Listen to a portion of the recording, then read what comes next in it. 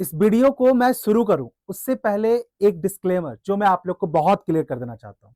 ये वीडियो इस पर्पज से मैंने नहीं बनाई है ताकि मैं किसी भी बोर्ड को डिमीन करूं। बेसिकली आप सबके ना ढेर सारे डाउट्स, चाहे वो इंस्टाग्राम टेलीग्राम पे भर भर के आ रखे हैं भैया, कि अगर हम जेई और नीट की तैयारी कर रहे हैं तो क्या हमें आईसीएससी छोड़ के सीबीएसई शिफ्ट करना चाहिए, अगर करना चाहिए तो उसके क्या रीजन है। तो ये वीडियो एक कंप्लीट एनालिसिस है जो मैंने ऑब्जर्व किया with the help of AI, और वहां से निकाले हैं मैंने कुछ डेटा, जिससे कि हम बेहतर समझ सकते हैं कि आखिर जेई नीट की प्रिपरेशन में कितना हेल्पफुल होता है आपके बोर्ड का योगदान, फिर चाहे आप स्टेट बोर्ड से हो, सीबीएसई बोर्ड से हो और आईसीएससी बोर्ड से हो। ठीक है, तो अब इसको सुनो जरा मेरी बात ध्यान से। सबसे पहले मैं आपको कुछ दिखाना चाहता हूं, दिखाना यानी डेटा। लेकिन डेटा से पहले एक चीज समझिएगा, देखो जैसे ही आप क्लास 10 से क्लास 11 में मूव करते हो तो एक ना बहुत समझ लो, ये एक बहुत आपका पाइवट पॉइंट होता है, चाहे आप किसी भी बोर्ड से बिलोंग कर रहे हो। मैं बार बार इस बात पे जोर दे रहा हूं कि इसका किसी बोर्ड से लेना देना है नहीं फिलहाल तक, क्योंकि 10th के बाद 11th में मूव करने पे आपका सिलेबस चेंज होता है। पहली बात तो यानी कि जब आप जेई नीट के लिए तैयारी करते हैं तो सिलेबस का जो अलाइनमेंट है वो अलग है जेई नीट के लिए। ठीक है, देन फिर आपका जो कंसेप्ट है वो अब आप और ज्यादा डेप्थ और वाइडर ज्यादा जाते हो कंसेप्ट में, क्योंकि ऑब्वियस सी बात है 10th तक आपने ऊपर ऊपर भी कंसेप्ट पढ़ लिया, डायरेक्ट क्वेश्चन सॉल्व कर लिए होंगे, नंबर अच्छे आ गए होंगे। बट ऐसा 11th 12th और जेई नीट में ऐसा नहीं होता है, तो हम कंसेप्ट को थोड़ा थोड़ा सा इन डेप्थ जाके देखते हैं, एग्जाम की बाउंड्री से थोड़ा और आगे निकलते हैं। देन फिर टाइम मैनेजमेंट बहुत इंपॉर्टेंट है, क्योंकि आप किस तरीके से अपने बैचेस, अपने ऑफलाइन क्लासेस, अपने स्कूल के होमवर्क, ट्यूशन कर रहे हो ट्यूशन, अब उन चीजों को मैनेज करना ये एक बहुत इंपॉर्टेंट पार्ट हो जाता है आपकी प्रिपरेशन में। देन फिर आपके पास रिसोर्सेस कैसे हैं, बहुत मैटर करेगा। यानी सिर्फ पीडीएफ से काम नहीं चलेगा, आपके पास बुक्स कौन सी है, कौन से मॉड्यूल आप ले रहे हो, क्या आपके पास प्रॉपर रिसोर्सेज अवेलेबल हैं या नहीं एग्जाम की प्रिपरेशन को लेके, वो सारी चीजें। फिर आता है आपका इकोसिस्टम, यानी कि वही बेसिकली आपकी सारी तैयारी, आप एमसीक्यूज वगैरह पीवाईक्यू सही से कर रहे हो सॉल्व या नहीं। एंड देन फिर आता है आपका पैटर्न, कि भाई साहब जो एग्जाम का पैटर्न है क्या आपकी तैयारी उस तरीके से हुई है या नहीं, क्योंकि जेई और नीट के एग्जाम्स में जो क्वेश्चंस का पैटर्न है वो आपके एमसीक्यूज की फॉर्म पे रहता है। ऑल दो अपने जब 11 12 की हम बात करते हैं बोर्ड पॉइंट ऑफ व्यू से, वहां भी एमसीक्यूज हैं, बट सारे जो क्वेश्चंस एमसीक्यूज नहीं होते, लॉन्ग थ्योरी भी होती है। चलो अब देखो जरा एक चीज, ये थोड़ा सा आपको सरप्राइज कर सकता है। ठीक है, ये डेटा है आपके 2024 का, जो नेट से मैं निकाल पाया वो 2024 का ये डेटा है। Now you can see that कि इसमें से कितने बच्चे हैं जो सीबीएसई से क्वालिफाई होके जेई नीट कर रहे हैं और कितने हैं जो आईसीएसई बैच के बच्चे। तो 2024 का डेटा कहता है कि जेई एडवांस में जो बच्चे सीबीएसई से क्वालिफाई किए उनका परसेंट, मतलब 60 to 65% बच्चे जो थे जो जेई एडवांस क्वालिफाई कर रहे हैं 2024, वो आपको सीबीएसई बोर्ड से बिलोंग करते हैं। और अगर नीट की मैं बात करूं तो उसमें जो सीबीएसई से क्वालिफायर का आया वो आया 55 to 60%, यानी जितने मान लो 100 बच्चे का सिलेक्शन हो रहा है तो उसमें से 55 to 60 स्टूडेंट है जिनका बोर्ड सीबीएसई बोर्ड रहा। अगर मैं टॉप 100 की बात करूं तो टॉप 100 में जेई के अंदर आईएससी या फिर आईसीएससी से जो बच्चे थे उनका रिप्रेजेंटेशन 10 to 12% है। अब अगर मैं डेटा को देखूं तो यहां से एक बहुत क्लियर सिनेरियो दिख रहा है कि सर यानी जो सिर्फ सीबीएसई वाले हैं वही आपको क्वालिफाई कर रहे हैं जेई और नीट, नहीं यार, ऐसा नहीं है। ये डेटा जरूर है, बड़ा समझिएगा। हो सकता है जो इसमें से आपको सीबीएसई के स्टूडेंट दिखाई दे रहे हैं ना जो इसमें क्वालिफाई किए, 10th शायद उन्होंने आईसीएसई से ही करी, बट बच्चे क्यों सीबीएसई ऑप्ट करते हैं और क्या आपको भी करना चाहिए उसके पीछे का रीजन बताते हैं। ठीक है, अब देखो जरा थोड़ा सा सीबीएसई और आईसीएसई का जो 11th यानी जिसको हम आईएससी कहते हैं उसको जरा आप कंपैरिजन करो, यहां से आपको सारी चीजें थोड़ा समझ में आएगी। देखो सीबीएसई जो है बेसिकली गवर्निंग बॉडी एनसीईआरटी की बुक होती है, मिनिस्ट्री ऑफ एजुकेशन। ठीक है, यहाँ फोकस है एप्लीकेशन बेस्ड और कंपिटेंसी ड्रिवन क्वेश्चन ज्यादा यहाँ पे पूछे जाते हैं। 10th क्लास में भी जो बच्चे सीबीएसई का इस बार क्लास 10 दिए हैं, अगर आपके कोई आसपास हो आप उनसे पूछना, subject by subject like maths में, साइंस में ना कंपिटेंसी और एप्लीकेशन बेस्ड क्वेश्चंस को देखने मिले। एग्जाम स्टाइल की बात करूं तो एमसीक्यूज भी होते हैं, असर्शन रीजन भी होता है और केस बेस्ड क्वेश्चंस भी होते हैं। और कॉम्पिटिटिव मैपिंग की अगर मैं बात करूं तो बेसिकली जो एनटीए है जिसको हम नेशनल टेस्ट एजेंसी कहते हैं फुल फॉर्म, ये वो ऑर्गेनाइजेशन है जो जेई और नीट का एग्जाम कंडक्ट करती है। ये पूरा फ्रेमवर्क यही एजेंसी तैयार करती है। ठीक है, अच्छा अब आओ जरा आप आईएससी में। अब आईएससी जो है इसकी गवर्निंग बॉडी है सीआईएससी, आप सबको पता ही होगा। ठीक है, यहां पे जो फोकस है वो फोकस होता है कि आपका जो कंसेप्चुअल चीजें हैं उनको आप थोड़ा और डीपर अंडरस्टैंडिंग के साथ, थोड़ा ब्रॉडर हॉरिजन के साथ आप समझिएगा। और इंग्लिश लैंग्वेज के ऊपर ज्यादा एम्फेसाइज किया जाता है आईएससी के अंदर। एग्जाम स्टाइल की बात करें, थ्योरी बहुत ज्यादा होती है, लॉन्ग आंसर्स होते हैं और डेरिवेशंस बहुत डीप होती है। ये ठीक है, यहां पे आपको दिख रहा होगा कि थोड़ा mix of MCQs, assertion reasoning है, एप्लीकेशन बेस्ड और कंपिटेंसी फोकस्ड क्वेश्चंस है। अच्छा, कॉम्पिटिटिव मेकिंग की बात करूं तो बेसिकली आईएससी के अंदर आपका जो सिलेबस है ना वो थोड़ा सा ज्यादा वाइडर होता है, क्योंकि इसमें जितने भी टॉपिक कवर किए जाते हैं वो बहुत ज्यादा इन डेप्थ किए जाते हैं, तो इसलिए टॉपिक कम है बट उसका कवरेज जो है वो इन डेप्थ है कंपेयर टू द सीबीएसई। ठीक है, अब ये चीज हेल्प कैसे करेगी, अब थोड़ा सा आप एक चीज को समझो जरा यहाँ पे। ठीक है, ये है हमारा सीबीएसई का बोर्ड का सिलेबस। ठीक है, ये है जेई और नीट का सिलेबस। अगर आप इनको ओवरलैप कराओ तो आपको इसमें दिखेगा कि मैक्सिमम सिलेबस जो है वो कॉमन है, जो सीबीएसई के सिलेबस में है एग्जैक्टली वही सिलेबस आपको जेई और नीट में दिखाई देता है। अगर यही कंपैरिजन मैं आईएससी में करूं तो आईएससी में भाई साहब ये होगा कि बोर्ड का सिलेबस जो है, यानी कुछ ऐसे टॉपिक है जो सिर्फ बोर्ड पॉइंट ऑफ व्यू से है, जेई नीट के सिलेबस में नहीं है, तो यहाँ पे कॉमन सिलेबस की जब बात आती है वो कंपैरिजन टू तो सीबीएसई कम है। लेकिन एक चीज जो बच्चे कहते हैं, मैंने ये वर्ड इसीलिए लिखा है, वेस्टेड एफर्ट, ऐसा है क्या? नहीं यार, मैं बार बार कह रहा हूं, पढ़ी हुई कोई भी चीज बेटा खराब नहीं होती है, ऐसा कोई नहीं है। आप कोई भी नॉलेज कहीं से भी गेन कर रहे हो वो कभी आपका वेस्ट नहीं जाता। लेकिन थोड़ा सा देखो, जब एग्जाम पॉइंट ऑफ व्यू से बात करें ना, थोड़ी स्ट्रेटेजी पे फर्क पड़ता है। अब देखो जरा सब्जेक्ट वाइज सीबीएसई का और आईएससी का अलाइनमेंट।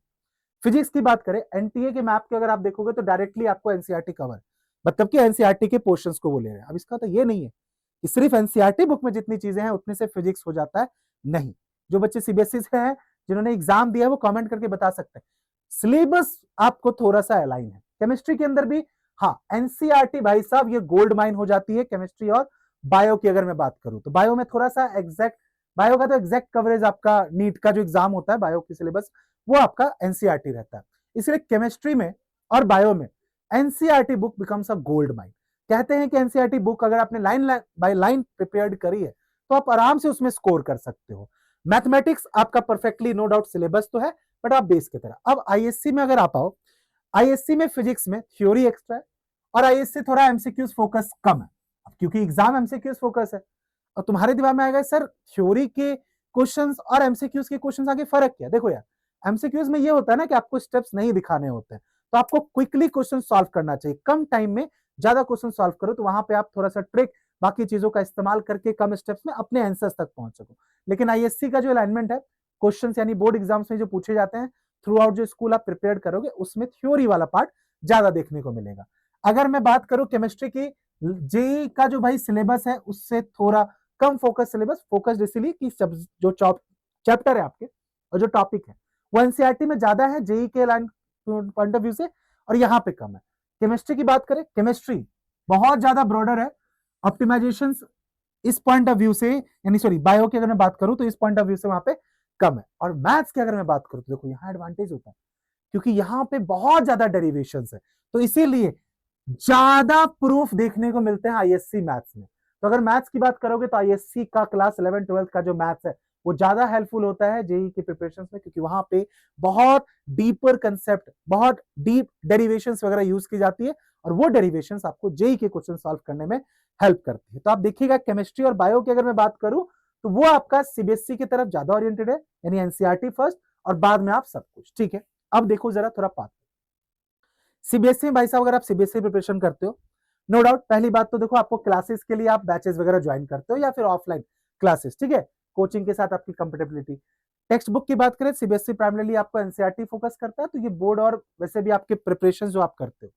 देखो एक चीज मैं बार बार आपको समझा रहा हूं बेटा, जेई और नीट की प्रिपरेशन एक अलग ढंग से होती है, बस उसका जो बेस है वो आपके बोर्ड एग्जाम्स है, यानी जो इनिशियल स्टेज है वो आपके एनसीईआरटी और आपका बेस है। ऐसा नहीं है कि आपने सीबीएसई में 11th-12th में पढ़ लिया तो आप सीधा जेई दे, नहीं, उसके लिए फिर भी आपको अलग से तैयारी और प्रॉपर बैच लेके प्रिपरेशन करनी होती है, जिसके बारे में मैं आगे बात करूंगा। ठीक है, पीवाईक्यूज देखिए, मैसिव क्वेश्चन जो है आपके पीवाईक्यू ड्रिवन होता है। अब आईएससी की बात करूं, अगर मैं आईएससी के साथ अगर प्रिपरेशन करूंगा, देखो पहली बात तो ये कि आपको मिस अलाइनमेंट देखने को मिलेगी। मतलब क्या, मान लीजिए जैसे कि आप जेई की तैयारी कर रहे हो या नीट की तैयारी कर रहे हो, अब वहां पे जो आपका सिलेबस का पूरा हमने रोड मैप बनाया होता है आपके बैचेस के अंदर कि भाई इस मंथ हम ये वाला टॉपिक कर रहे हैं, ये वाला। सीबीएसई में फायदा ये होगा कि जब आप वहां पे चैप्टर पढ़ रहे होगे और आप जब स्कूल में चैप्टर पढ़ोगे तो दोनों क्या आएंगे, सिमिलर चैप्टर चल रहे होंगे, तो उससे आपको ना आपके स्कूल की बोर्ड एग्जाम्स, यूटी एग्जाम्स में भी प्रिपरेशन में हेल्प मिलती है। आईएससी में थोड़ी मिसअलाइनमेंट होगी, स्कूल में अलग सिलेबस चल रहा होगा, अलग चैप्टर टॉपिक चलेगा, और जेई नीट के प्रिपरेशन में आपका बैच के अंदर अलग चल रहा होगा, क्योंकि वो एग्जाम पॉइंट ऑफ व्यू से। तो यहाँ पे क्या होगा, आपके पास दो बर्डन आ गए आपको, क्योंकि स्कूल में भी स्कोर करना है और फिर आपको जेई नीट में परफॉर्म करना है, ये चीज हो जाती है मिसअलाइनमेंट। दूसरा, टेक्स्ट बुक की बात करें, सीबीएसई में जैसे एक फिक्स्ड है कि आपको एनसीईआरटी ओरिएंटेड रहना है, और एनसीईआरटी आपकी प्रिपरेशन में भी यूज हो ही रही है। यहाँ पे क्या है, मल्टीपल पब्लिशर है जो आपको यूज करते हैं आईएससी के अंदर, लेकिन क्योंकि आप जेई नीट की तैयारी कर रहे हो तो आपको सेपरेट करके एनसीईआरटी भी पढ़ना पड़ता है। तो ये एक बर्डन आ गया ना। अब देखो, नॉलेज आप इकट्ठा कर रहे हो, एक्स्ट्रा नॉलेज इकट्ठा कर रहे हो, लेकिन ये अब आपके ऊपर ही डिसीजन है बेटा कि आपको क्या करना। आपको नॉलेज बहुत ज्यादा इकट्ठा करनी है, आपका अगर ओरिएंटेड वो है कि आप हैंडल कर सकते हो तो बहुत बढ़िया बात, या फिर अगर आप शॉर्टेड होके जाना चाहते हो कि नहीं मेरा फोकस तो एग्जाम के ऊपर है, तो आप इस पे शॉर्टेड रहेंगे, ठीक है। देन फिर पीवाईक्यूज की बात करें, रिसोर्सेज यहाँ पे आपका कम है, सीबीएसई में रिसोर्सेज आपके ज्यादा है। तो एक हेल्प आपको मिलता है कि अगर आप जेई नीट की प्रिपरेशन कर रहे होते हो तो सीबीएसई से अगर आप बोर्ड कर रहे हो तो आपके स्कूल में जो सिलेबस चल रहा होगा सेम उसी अलाइनमेंट पे आपके बैचेस के अंदर सिलेबस चलते हैं, तो आपको एक्स्ट्रा बर्डन फील नहीं होता। बट आईएससी में आपका सिलेबस का अलाइनमेंट थोड़ा डिफरेंट हो सकता है, चैप्टर्स टॉपिक डिफरेंट हो सकते हैं, तो वहां पे आपको दोनों चीजें आपको कवर करनी होती है, ठीक है। तो ये चीज अच्छा, एक चीज और कि सीबीएसई वाले बच्चों के साथ फायदा ये हो जाता है कि कोचिंग या बैचेस जहां से भी प्रिपरेशन वो करते हैं, उनको एक एडवांटेज मिल जाता है अपनी स्कूल की प्रिपरेशन में, है ना, कि वहां वो पढ़ लिया, वहां क्योंकि इन डेप्थ जाके पढ़ रहे हैं, तो स्कूल में तो भाई सिलेबस जो है compare to the JEE NEET के हिसाब से जितना आप पढ़ोगे उससे बेसिक ही होगा, तो आप स्कूल में भी अच्छा स्कोर करते हो। लेकिन आईएससी स्टूडेंट के साथ ये हो जाता है कि उनको दो इंटरनली मैनेज करना होता है।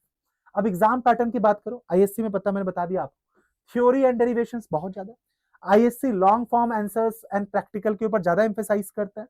साथ ही साथ सीबीएसई की अगर मैं बात करूं तो सीबीएसई में 2023 के बाद पैटर्न चेंज हुआ, जिसमें कॉम्पिटेंसी बेस्ड पैटर्न और एमसीक्यूज के ऊपर फोकस किया गया। और जेई नीट हमारा ये भी एक्सट्रीमली आपको चाहता है कि आप एनसीईआरटी को मास्टरी कीजिए ताकि अपने स्पीड और एफिशिएंसी पे काम करो, हाई स्पीड एमसीक्यूज एग्जीक्यूशन। इस एग्जाम में बेटा आपके पास जितना समय होता है, जैसे जेई की बात करूं 25 क्वेश्चंस होते हैं, 3 घंटे आपको मिलते हैं, स्पीड चाहिए 25 क्वेश्चन सॉल्व करने के लिए। अब देखने में लग रहा होगा sir 25 question per hour, but वो जेई के क्वेश्चन है बेटा, 25 क्वेश्चन सॉल्व करने में टाइम लगेगा, तो वहां पे आप जितना फास्ट आप कर सकते हो सॉल्व, तो वो इसीलिए एमसीक्यूज ओरिएंटेड। नीट की बात करो 200 क्वेश्चन है, 3 घंटे 20 मिनट मिलते हैं, यहां पे भी एक्सट्रीम स्पीड चाहिए, और एनसीईआरटी के ऊपर आपकी कमांड मांगता है नीट, क्योंकि complete bio and chemistry is already, मतलब एकदम आप कह सकते हो कि एनसीईआरटी से हूबहू वहां पे सवाल देखने को मिलते हैं। एग्जाम पैटर्न के पॉइंट ऑफ व्यू से मैंने बता दिया आपको कि वो चीज। अब देखो जरा होगा क्या, अगर मान लो आप सीबीएसई, देखो ये रफ एक स्केच मैंने बनाया कि वर्कलोड और थोड़ा बर्नआउट, सीबीएसई से अगर आप हो तो नो डाउट ये स्कूल वगैरह आपने 6 घंटे में किया, चलो ये दोनों जगह सेम टाइम लगता है, ये टाइम दोनों जगह सेम है, ठीक है। अब मैं इसके ऊपर ना आपको आने वाली वीडियोस में और वीडियोस में बनाऊंगा, जिसमें बात करूंगा कि जब आप प्रिपरेशन करते हो तो आपको ना अपने इन 6 घंटे को भी बेटा बहुत अच्छे तरीके से यूज करना है। दिन के 24 घंटे में से 6 से 8 घंटे आपके स्कूल में जाएंगे। और डमी स्कूल के लिए जब बच्चे पूछते हैं तो पर्सनली मेरा ये मानना है कि आप जब प्रिपरेशन कर रहे हो, लेकिन फिर भी आपको डमी स्कूल ज्यादा स्कूल प्रेफर करना चाहिए बेटा, क्योंकि स्कूल में सिर्फ आपको एकेडमिक चीजें नहीं, बाकी करिकुलम एक्टिविटीज, आपका सेल्फ ग्रोथ, कॉन्फिडेंस, बहुत सारी चीजें आपके डेवलप्ड होती है, वो डमी स्कूल में नहीं होता है, तो इसीलिए। अच्छा, फिर आप क्या हो, अब बोर्ड प्रिपरेशन के लिए सीबीएसई में आपको थोड़ा कम टाइम देना पड़ेगा, क्योंकि ऑलरेडी आपका सिलेबस अलाइनमेंट जो है वो जेई नीट के हिसाब से होगा, तो आप यहाँ पे 4 से 5 घंटे में, यहाँ पे आपको बोर्ड प्रिपरेशन में देखिए आपका टाइम बढ़ जाता है, क्योंकि सिलेबस थोड़ा एक्स्ट्रा है, कंसेप्ट थोड़े इन डेप्थ है, आपके एमसीक्यूज नहीं है, लॉन्गर थ्योरी है, तो एमसीक्यूज में आंसर करना और सब्जेक्टिव आंसर करने में फर्क आता है। फिर आपको यहाँ टाइम मिलता है जेई और नीट के लिए, लेकिन जब आप आईसीएसई में होते हो तो आपको इसके लिए टाइम फिर कम मिलता है और आपको एक्स्ट्रा भी करना है। तो ये थोड़ा सा क्रूशियल हो जाता है कि आईसीएसई के जो स्टूडेंट है उनके पास थोड़ा सा ये ड्यूअल प्रेशर होता है, तो बर्नआउट सिचुएशन ज्यादा होती है, ज्यादा सिलेबस होता है, ज्यादा लैब वर्क होता है, तो उनको प्रिपरेशन करने के लिए टाइम जो है बेटा वो थोड़ा कम मिलता है। ओके, नाउ अब दूसरी अगर बात करें, सिंपल सी बात, देखो जब भी आप किसी भी एग्जाम्स की तैयारी करते हो, कोई भी कॉम्पिटेटिव एग्जाम्स की, तो उसका मोटिव बहुत सिंपल है। पहला कि सिलेबस का ओवरलैप 100% हो तो ज्यादा बेहतर है, यानी मुझे दो जगह मेहनत ना करना पड़े, स्कूल में जो चीजें पढ़ाई जाएंगी, स्कूल के एग्जाम में जो पूछा जाएगा, और जो मैं बैचेस के अंदर पढ़ रहा हूँ वो दोनों आपका सेम रहेगा, तो आपकी हेल्प हो जाती है। एमसीक्यूज पैटर्न की ट्रेनिंग, क्योंकि आपके एग्जाम्स का जो पैटर्न है सीबीएसई का वो एमसीक्यूज पे है, तो वहां भी आपको हेल्प हो जाती है। कोचिंग कंपेटिटिव यानी बैच की कंपेटिटिव बहुत सही है, टाइम मिल जाता है सेल्फ स्टडी के लिए, ये बहुत इंपॉर्टेंट है और ये सारी चीजें हमारी एक विनिंग स्ट्रेटेजी है। अब इसको एक बात समझिएगा कि मैंने जैसे आपको स्टार्टिंग में कहा था डिस्क्लेमर देके, इट डजंट मीन्स कि आप अगर आईएससी बोर्ड से साइंस कर रहे हो, क्योंकि पूरी दुनिया करती है बेटा, तो क्या वो एग्जाम क्रैक नहीं करते हैं? करते हैं, बिल्कुल करते। तो आप में अगर हिम्मत है, नो डाउट, अगर मैं कहूं तो कंफर्टेबली आपको थोड़ा ज्यादा हार्ड वर्क करना पड़ेगा, बट अगर if you are ready for the more hard work because you want कि नहीं मैं तो कंसेप्ट ना मैं थोड़ा एक्स्ट्रा भी सीखना चाहता हूं, मुझे और इन डेप्थ ज्यादा जाके पढ़ना है, डेफिनेटली गो फॉर इट, क्योंकि मेहनत तो भैया सब जगह करनी पड़ती है और बच्चे आराम से मैनेज कर सकते हैं। ठीक है, तो इस चीज को जरा ध्यान रखिएगा। ओके, कि आप ऐसा नहीं है कि आप इस आईसी को लेकर, मैंने आपको ना एक लॉजिकली आपको डिफरेंस जो है वो बता दिया। ओके, नाउ अब जेई एस्पिरेंट या नीट एस्पिरेंट की मैं बात करूं तो उनके लिए जो टैक्टिक्स वर्क कर सकती है वो ये कि आपको देखो बेस आपको एनसीईआरटी से बनाना है और फिर कोचिंग इंस्टीट्यूट्स के नोट्स यानी अपने बैचेस के जो नोट्स हैं वहां से हो गई आपकी कंप्लीट जेई मेंस की प्रिपरेशन। फ्रेमवर्क आपका ये रखना है कि एनसीईआरटी नोट, और मैंने बता दिया कि एनटीए का ऑफिशियल बेस जो है वो एनसीईआरटी, तो यहां से क्वेश्चन आपके ज्यादा बनते हैं। मैक्सिमम कैपेबिलिटी नो डाउट आपके जितने भी बैचेस वगैरह हैं वहां पे आपकी होती है और आपको ना बोर्ड का प्रेशर आपको कम रहता है। इसी तरह से नीट की बात करो तो नीट का बायो आपका लगभग 90% डायरेक्ट क्वेश्चन एनसीईआरटी से, यस, लाइन बाय लाइन। तो आप देखोगे जब सीप मैम आपका नीट क्लास के अंदर जब बायो क्लासेस पढ़ाते हैं, रक्षिता मैम कराते हैं, तो वो बायो को ना एनसीईआरटी बायो को लाइन बाय लाइन रटवा देती हैं, घोल के पिला देती हैं। नीट के बच्चों की बात कर रहा हूं मैं, ताकि दिमाग में एकदम सेट हो जाए। केमिस्ट्री में भी नीट की केमिस्ट्री फंडामेंटली बहुत इंपॉर्टेंट हो जाता है। तो बेसिकली सीबीएसई के पास भाई ये सब फायदा आपके पास है। आईसीएस के साथ एक पेनल्टी की मैं बात करूं तो बस ये है बेटा, वो ये कि थोड़ा सा आपको जो बर्डन है बेटा वो स्टडी का वो थोड़ा सा आपका बढ़ेगा। ओके, नाउ अब कुछ चीजें जो बहुत इंपॉर्टेंट है, जो करंट बच्चे हैं जिन्होंने अभी अभी तुम लोग 10th कंप्लीट किया मेरे साथ, है ना, हमने अभी 10th दिया और आप 11th में मूव कर रहे हो, आपकी बहुत सारी प्लानिंग चल रही है। अब मेरी कुछ बातें ध्यान सुनना। देखो सबसे पहली बात, कुछ भी हो जाए बीच में मिड वे में अपना बोर्ड स्विच नहीं करना। इस वीडियो के बाद और तुम्हें जितनी सलाह करनी कर लो। माइंड मेकअप जितना जल्दी हो बेटा, जितना जल्दी माइंड मेकअप बनाओ। बोर्ड स्विच करना है तो बोर्ड स्विच कीजिए और अपनी प्रिपरेशन स्टार्ट कीजिए। ऐसा ना हो कि आपने आईएससी ले लिया, फिर 4 महीने 5 महीने बाद आपको लग रहा है कि नहीं यार अब बर्डन ज्यादा हो गया, मिड वे में फिर आप क्या कर रहे हो, बोर्ड स्विच कर रहे हो, तो फिर आपको वहां भी बर्डन महसूस होगा। तो वो चीज मत कीजिए, मिड वे में कोई बोर्ड स्विच नहीं करना है। दूसरा, एक लेवरेज एसेट की मैं बात करूं, भाई साहब जो आईसीएस स्टूडेंट है देखो उनके पास, क्योंकि देखो जेई एडवांस के जो क्वेश्चंस आते हैं ना उसमें डेरिवेशन और थ्योरेटिकल पार्ट बहुत पूछे जाते हैं। तो वहां पे आईएससी बच्चों के पास एक एडवांटेज होता है, क्योंकि आईएससी के जो बच्चे हैं वो डीप थ्योरेटिकल अंडरस्टैंडिंग के साथ पढ़ाई करते हैं, तो वहां डेरिवेशंस में उनके पास मदद हो जाती है। ठीक है, साथ ही साथ फिर देखिए आपका ये चीज इंपॉर्टेंट है कि प्रिपरेशन कर रहे हैं तो नो डाउट आपको, अगर आप आईएससी स्टूडेंट हो तो आपको फिर एनसीईआरटी बुक फिर भी लेनी पड़ेगी। आपको एनसीईआरटी कवर करनी ही पड़ेगी, जो टेक्स्ट बुक है पीसीएमबी, यानी बेसिकली फिजिक्स केमिस्ट्री की, मैथ्स की, है ना, बायो की, ये आपको पीसीएमबी ये बुक आपको लेनी ही पड़ेगी साथ साथ आपके आईएससी बोर्ड की बुक के साथ। तो ये आपको डुअल थोड़ा सा है, ध्यान रखना है। और एग्जीक्यूशन आपका ये होना चाहिए कि ठीक है मैं आईएससी के साथ ही चलो मैंने एनसीईआरटी भी कर ली, मेरा मैथ्स में यहाँ हेल्प मिल गई है, देन लेकिन आप जब क्वेश्चन प्रैक्टिस करोगे तो आपको एमसीक्यूज क्वेश्चन प्रैक्टिस को ज्यादा प्रैक्टिस करना है बेटा, क्योंकि एग्जाम का पैटर्न वही है। अब यहाँ पे आप एमसीक्यूज करोगे, लेकिन फिर क्योंकि आप आईएससी में हो तो अपने बोर्ड पॉइंट ऑफ व्यू से आप थ्योरी क्वेश्चंस भी प्रैक्टिस करोगे। ये एक रफ स्केच है। अगर मैं 3 रेटिंग की बात करूं तो आपको दिख रहा है, नो डाउट ऑब्वियस सी बात है हर केस में सीबीएसई आपको बेहतर जाता हुआ दिखाई दे रहा होगा जेई और नीट अलाइनमेंट के साथ, कंसेप्चुअल डेप्थ। लेकिन आप यहाँ नोटिस कीजिएगा तो आपको दिखेगा कि भाई रिसोर्सेज एबिलिटी भी ना सीबीएसई में ज्यादा है, तो ओवरऑल सीबीएसई जो है वो स्ट्रांगली रिकमेंडेड किया ही जाता है, इसमें कोई दो राय नहीं है। ठीक है, ये सारी चीजें। अब बात आती है कि सर हो सकता है देखो तुम वीडियो के इस पार्ट तक पहुंचे हो, अगर तो तुम्हारा सीबीएसई और आईसीएसई वाला जो ये डिबेट है शायद थोड़ा कम हो जाए, बट स्टिल तुम्हें अभी भी कुछ लग रहा है, अभी भी तुम्हें कुछ डाउट हो रहा है, तो चिंता मत करना। इसी वीक में प्रशांत जैन सर, धैर्या मैम, ये दोनों मैम और सर जो हैं ये जेई का ब्रिज कोर्स शुरू कर रहे हैं। तो तुम्हें ना एक आइडिया लग जाएगा अच्छे तरीके से जब तुम प्रिपरेशन करना शुरू करोगे। यानी बेसिकली उसमें जेई की प्रिपरेशन नहीं है, वो ब्रिज कोर्स है जो बच्चे 10th से 11 मूव कर रहे हैं। तो आपको थोड़ा सा मैथ से रूबरू कराना, मैथ्स के साथ रिलेशन बनाना कि भाई किस तरह के टॉपिक आते हैं, कितने डेप्थ में पढ़ा जाता है, जैसे ज्योमेट्री का हो गया, अलजेब्रा का हो गया। तो इस वीक आपको ब्रिज कोर्स आएगा, वो चीजें। दूसरी बात, आप आईएससी में अगर हो, साइंस के लिए माइंड में कब कर रखा है, तो इग्नाइट बैच में आप लोगों ने इनरोल कर ही लिया होगा।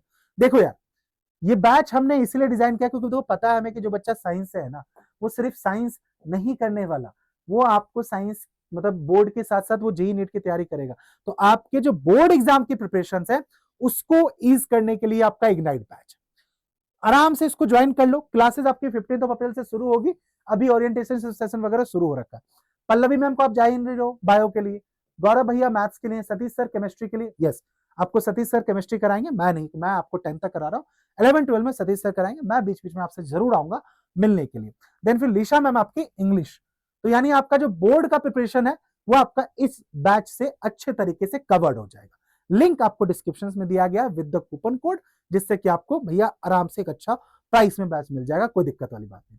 लेकिन बाकी भाई साहब जो बच्चे नीट के हैं, जो बच्चे जेई का माइंड मैप कर रहे हैं, यार तुम लोग के लिए अब मुझे पता है कल भी संडे था, बहुत बच्चों से बातचीत हुई है, डिले मत कीजिए, डिले मत करो, माइंड मेकअप कर लिया है यार तो कोई प्लान भी नहीं, 2 साल का प्लान एक ही, सीधी बात है, मुझे तैयारी करनी है। अब तुम चाहे सीबीएसई में चले जाओ, तुम चाहे आईएससी में चले जाओ, तुम्हारे लिए ये बैच परफेक्टली है। इसमें ऐसा कुछ नहीं है कि सिर्फ सीबीएसई के हिसाब से, नहीं, बस मैंने आपको बता दिया कि एडवांटेज क्या होता है एक सीबीएसई बच्चे के साथ। इसमें तैयारी आपकी नीट के हिसाब से, तो ये अपना नीट का निम्बस बैच है, टॉप रैंकर्स बैच, 16 अप्रैल को शुरू होगा। You all know that OG theory of physics अनुभव सर है, आपको एक्सपेरिमेंट के साथ फिजिक्स सीखना। सीप ma'am NCERT line by line पूरी बायो आपको एकदम कंठस्थ कहते हैं ना, दिमाग में एकदम बैठा देना, वो वाली बात, ठीक है। फिर आपको अनुष्का मैम है केमिस्ट्री के लिए, सारे टीचर्स हैं आपके अवेलेबल। फिर आपका अगर आप जेई के लिए प्रिपरेशन कर रहे हो तो निम्बस एसआरजी बैच है जेई 2028 का। या देखो इस बैच के बारे में कितनी बातें पहले ही बता चुका हूं कि live lectures, test, mock test, फिर आपको मॉड्यूल्स है जो आपको प्रोवाइड किया जाता है फिजिकल फॉर्म में, पीडीएफ के फॉर्म में जो आप तक पहुंचता है। अभी ये सारे टीचर जो पीजे सर है, ये पीजे सर हमारे, पीजे सर की भी क्लासेस शुरू होंगी। अभी हमने और प्लान कर रखा आपको इस वीक, अभी जितने भी जेई नीट की फैकल्टीज है, जो टीचर्स है, उनके साथ वर्टिकल लाइव करवाना, उनके साथ जूम सेशंस करवाने का। तो बने रहना इसीलिए ताकि तुम्हारा इस एक हफ्ते 10 दिन में, देखो मैं बता रहा हूं, इन नेक्स्ट 10 डेज जो डिसीजन बनाना है बना लो। उसके बाद नहीं तुम सोचोगे अब अप्रैल मई जून तक तुम खाली प्लानिंग ही करते रहोगे, तो बेटा पूरा साल प्लान करते रह जाओगे, कुछ नहीं होगा, ठीक है। क्लासेस अगेन 28 ऑफ मार्च से शुरू हो चुकी है, लेकिन अभी सब सिर्फ ओरिएंटेशन सेशन चल रहा है। प्राइस आपको दिख रही है, but if you go in the link and if you put a code that is कुमार55, दैट इज द कोड जो कि ऑलरेडी लगा हुआ होगा, बट आप ये वाला कोड यूज करोगे, you will get some extra discount, ठीक है। तो ये हमारे तरफ से आपको कुछ एक्स्ट्रा डिस्काउंट है। फिर बैच की मैं बात करूं, और batches, Nimbus batch for NEET UG 2028 by the team super 6, again 600 plus live lecture टेस्टेज है, ये आपका 30 ऑफ मार्च को शुरू होगा। ये हमारी सुपर 6 फैकल्टीज हैं जो आपको हेल्प करती है। निम्बस अल्फा बैच है फॉर आईआईटी जेई 2028 के लिए, 500 प्लस लाइव लेक्चर्स, यहाँ पे आपको धैर्य मैम है, बाकी आपकी फैकल्टीज है। 19 ऑफ मार्च से ये बैच स्टार्ट हो चुका है, ये सारी चीजें। अब देखो मैंने आपको सारे बैच बता दी, सारे बैच के डिस्क्रिप्शन में लिंक है। नाउ इस वीडियो के इस पार्ट तक पहुंचो, अब सुनो, इस वीक आपका ब्रिज कोर्स शुरू होगा, ठीक है भाई, इसको मिस मत करना, ठीक है। जेई के लिए आपका ब्रिज कोर्स होने वाला है। देन फिर आपके नीट और जेई के रोड मैप आने वाले हैं एक्सपीरियंस फैकल्टी से, ठीक है। जो भी आपका रोड मैप है वो रोड मैप जिसमें आपको सारी चीजें बताई जाएंगी तुम्हें। लेकिन इसके अलावा बैच की सारी इंफॉर्मेशन के बाद अभी भी तुम्हें कुछ भी डाउट आ रहा है यार, प्लीज अपने डाउट्स इस वीडियो के कमेंट सेक्शन में दे दो। आई होप कि तुम्हारा ये सीबीएसई वर्सेस आईसीएसई का जो ये डाउट है यार क्लियर हो गया होगा। हम इसको और कोशिश करेंगे कि आपका ये डाउट दो क्लियर करना इसलिए जरूरी है क्योंकि पिछले कई सालों से मैं देख रहा हूँ बच्चा 10th करने के बाद बहुत कंफ्यूजन में आता है। देखो यार, सिंपल एंड शॉर्ट इसको समराइज करें, आईएससी के साथ अगर प्रिपरेशन करोगे थोड़ा एक्स्ट्रा बर्डन है, हैंडल करने के लिए रेडी हो कर लो। अगर चाहते हो कि नहीं मुझे सिर्फ जेई और नीट मेरा फोकस्ड है, मुझे तो वही एग्जाम निकालना है, then switch to the board CBSE, that will help you क्योंकि सिलेबस अलाइनमेंट वहां पे। That's it. अब इसके अलावा कोई डाउट रह जाता है तो वीडियो के कमेंट सेक्शन में जाके कमेंट कर देना। कोई और हेल्प चाहिए किसी और तरह की वीडियो की, प्लीज बताओ। इन द नेक्स्ट 10 डेज के अंदर please go and enrol yourself, क्योंकि देखो एक तो क्लासेस शुरू हो जाएंगी, ऑलरेडी ओरिएंटेशन चल रहा है, ओरिएंटेशन इंपॉर्टेंट होता है जहां आप टीचर से आप आइस ब्रेक करते हो, टीचर्स को समझते हो, अपने बारे में बताते हो, अपनी स्ट्रैटेजी डिस्कस करते हो, बहुत सारी चीजें बेटा, ठीक है। तो जो बच्चे हैं, अच्छा जो आपके जूनियर्स हैं, उनका क्वांटम बैच भी हमने स्टार्ट कर दिया है, उसकी ब्रिज कोर्स वगैरह भी यूट्यूब पे शुरू हो रहे हैं। प्लीज स्टे ट्यून, सारी चीजें क्लियर कीजिए और भाई सब तैयारी करो। मुझे पूरा उम्मीद है बेटा जिस तरह से आपने 10th में 4 आया ना, आप 11th 12th जेईई नीट जो भी आपका एस्पिरेशन है आप उसमें भी 4 होंगे। चलिए मिलूंगा मैं अगली वीडियोस में और फैकल्टीज के साथ आपको अच्छे तरीके से एक्सप्लेन करने के लिए। कुछ बातें रह जाती हूँ प्लीज बता देना, we will cover in the next video. चलो अब जाओ, सारे डिस्क्रिप्शन बैच के दिए गए हैं डिस्क्रिप्शन बॉक्स में, लिंक सारे अवेलेबल हैं with the code, go and enrol yourself.